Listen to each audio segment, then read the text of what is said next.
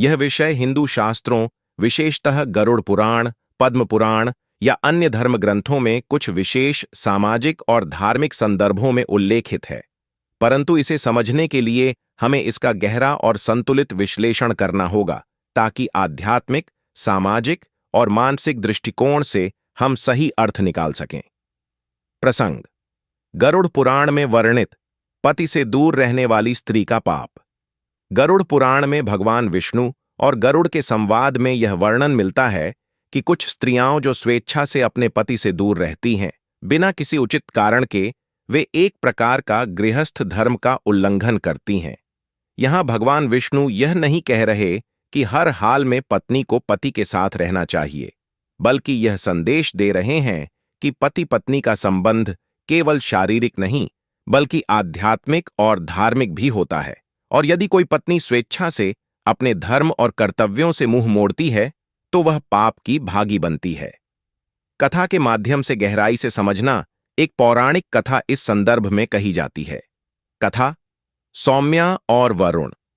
प्राचीन काल में सौम्या नाम की एक सुंदर स्त्री थी, जिसकी शादी वरुण नामक एक विद्वान ब्राह्मण से हुई थी।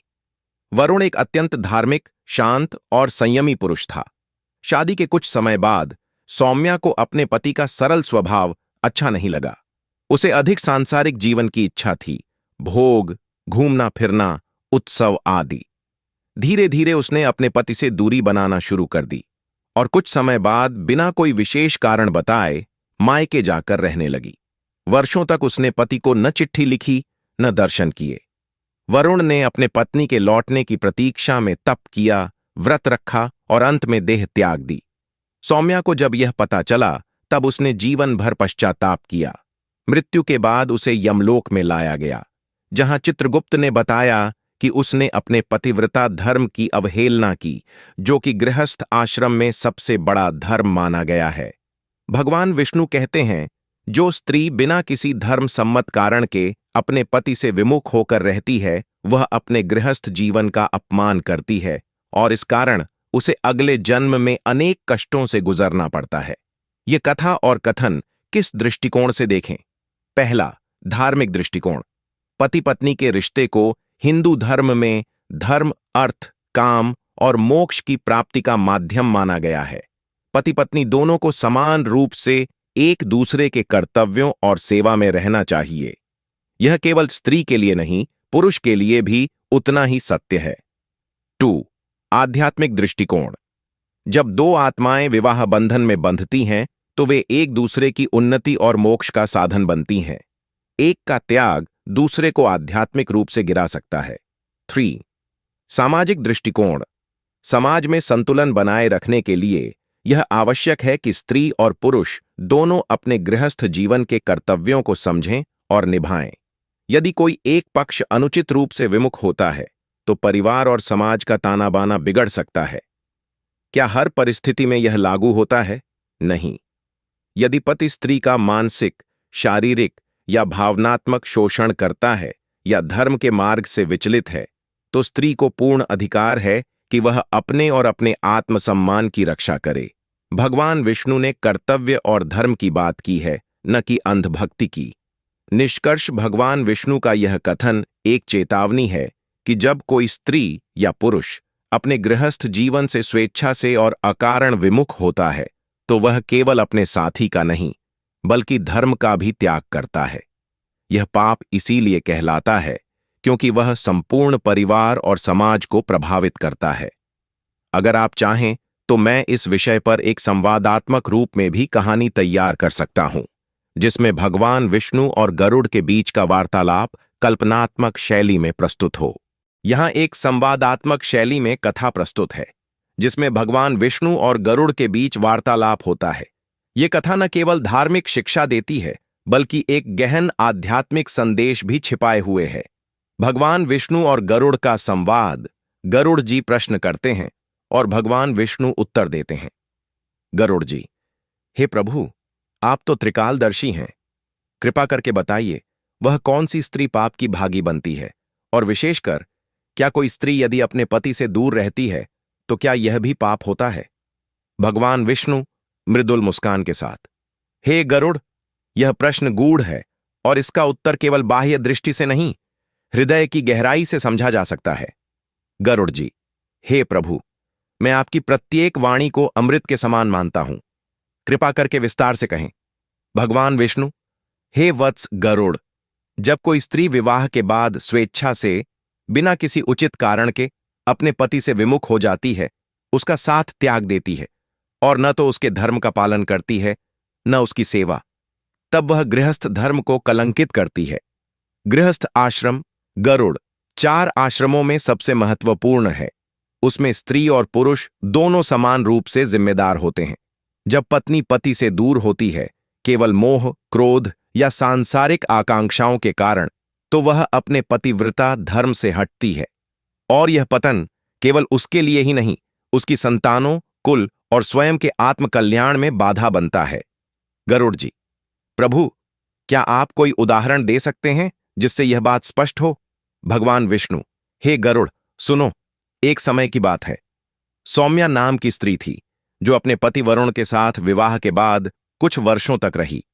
वरुण अत्यंत शांत, संयमी और धार्मिक था, पर सौम्या सांसारिक आकर्षणों में उलझी रही। उसे लगता था कि उसका पति बोरिंग है, जीवन में रोमांच नहीं। एक दिन वह मायके चली गई और फिर लौटकर कभी नहीं आई। वरुण ने प्रतीक्षा की, वर्षों तक। वह ईश्वर भक्ति में लीन रहा, लेकिन मन में अपनी पत्नी के विरह की पीड़ा थी। अंततः वह प्राण त्याग कर स्वर्गलोक चला गया। जब सौम्या की मृत्यु हुई और वह यमलोक पहुंची, चित्रगुप्त ने उसके कर्म खोले। वहां लिखा था, पति के जीवित रहते हुए उसके धर्म और प्रेम को त्यागना एक भारी पाप है। उसके कारण सौम्या को अगले जन्मों में अनेक कष्ट भोगने पड़े। वह अनेक बार अकेली जन्मी, उसे सच्चा साथी नहीं मिला और बार बार वैवाहिक जीवन में विघ्न आते रहे। गरुड़ जी, चिंता में, हे प्रभु, क्या कोई मार्ग है जिससे इस पाप का प्रायश्चित किया जा सके? भगवान विष्णु, हे गरुड़, प्रायश्चित का मार्ग सदा खुला है।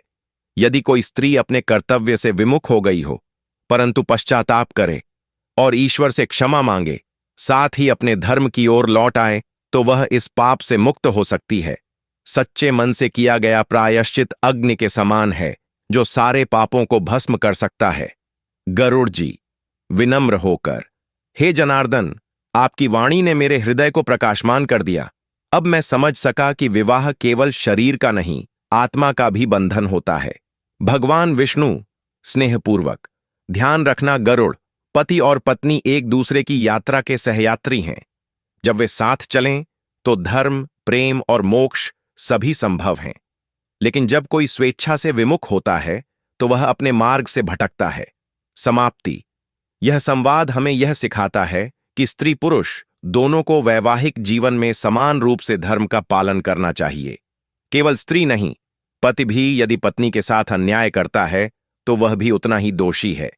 अगर आप चाहें, मैं इसका नाट्य रूपांतरण या भक्ति कथा शैली में भी प्रस्तुत कर सकता हूं, या एक दृश्य कथा जहां सौम्या यमलोक में चित्रगुप्त से संवाद करती है। बताइए किस रूप में आगे बढ़ें। यह रही वही कथा, भक्ति कथा शैली में, भावनाओं, भक्ति रस और गूढ़ शिक्षाओं से ओतप्रोत। यह शैली तुलसी, सूरदास, मीराबाई आदि की कथा परंपरा से प्रेरित है, जहां कथा हृदय को छूती है और आत्मा को शिक्षित करती है। भक्ति कथा, पतिव्रता धर्म की परीक्षा, मंगलाचरण। सुनो भक्तों, एक कथा कहूं जो सच्चे धर्म की राह दिखाए, प्रभु विष्णु की वाणी में जीवन का सार समझाए। पतिव्रता धर्म क्या है, कब वह निभता है, कब टूटता है, कब होता है पुण्य, कब पाप का मूल फूटता है। प्रारंभ यह कथा है सौम्या नाम की एक सुशील कन्या की। उसके जन्म से घर में दीप जल उठे। माता पिता ने पाल पोसकर संस्कार दिए, वेद पढ़ाए, नारी धर्म सिखाए। जैसे ही वय हुई, उसका विवाह वरुण नामक एक विद्वान ब्राह्मण से हुआ। वरुण शांत, संयमी, सत्यप्रिय और भक्ति में लीन। वह सौम्या को स्नेह देता, पूजा में सम्मिलित करता, घर में तुलसी की माला, गीता की वाणी और प्रभु की कथा गूंजती। परंतु सौम्या का मन था चंचल, उसे भक्ति में रस नहीं आता। वह चाहती थी स्वर्णाभूषण, रथ की सवारी, उत्सव, नाच, गान। वह कहती, यह कैसा जीवन, न कोई मेला, न कोई हंसी, बस पूजा पाठ और मौन प्रार्थना। क्या यही स्त्री का जीवन है? वरुण ने कहा, प्रिय, गृहस्थ जीवन में धर्म ही सुख देता है। सच्चा प्रेम सेवा में है, न कि बाह्य आकर्षण में। परंतु सौम्या न मानी।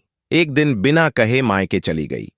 वरुण की प्रतीक्षा वह लौटेगी, यह सोचकर वरुण व्रत करने लगे। हर एक दिन सूर्य को अर्घ्य देते, मन में उसके लिए प्रार्थना करते, हे नारायण, मेरी पत्नी को सद्बुद्धि देना, उसका मन धर्म में लगे। वह प्रभु का नाम लेते हुए धीरे धीरे शरीर त्याग गए। सौम्या का पश्चाताप समय बीता। सौम्या को समाचार मिला कि वरुण नहीं रहे। उसका हृदय कांप उठा, उसके नेत्रों से अश्रुधारा बह चली।